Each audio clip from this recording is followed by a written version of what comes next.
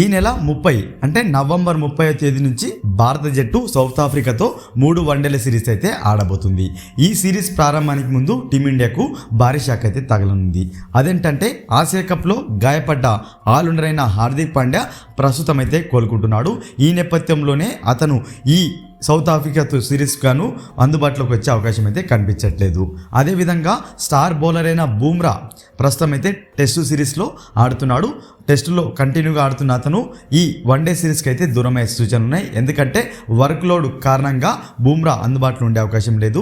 అదేవిధంగా ఫిబ్రవరిలోనే T20 series జరగబోతున్న నేపథ్యంలో బూమ్రాకు ఈ వన్డే సిరీస్ నుంచి రెస్ట్ ఇచ్చే అవకాశాలు అయితే కనిపిస్తున్నాయి. మొత్తంగా స్టార్ ప్లేయర్స్ అయిన హార్దిక్ పాండ్యా, బూమ్రాలు సౌత్ ఆఫ్రికాతో జరిగే 3 వన్డేల సిరీస్కి అయితే అందుబాటులో ఉండట్లేదు. అదేవిధంగా మొదటి టెస్ట్లో గాయపడ్డ కెప్టెన్ శుభ్మన్ గిల్ కూడా ఈ వన్డే సిరీస్కు దూరమయ్యే సూచనలు కనిపిస్తుంటే అతను లేకపోవడంతో ఈ వన్డే సిరీస్కు కేఎల్ రాహుల్ లేదన్నట్లయితే అక్షర్ పటేళ్లలో ఒకరు ఈ వన్డే సిరీస్కు కెప్టెన్గా వివరించే అవకాశాలు ఉన్నాయి.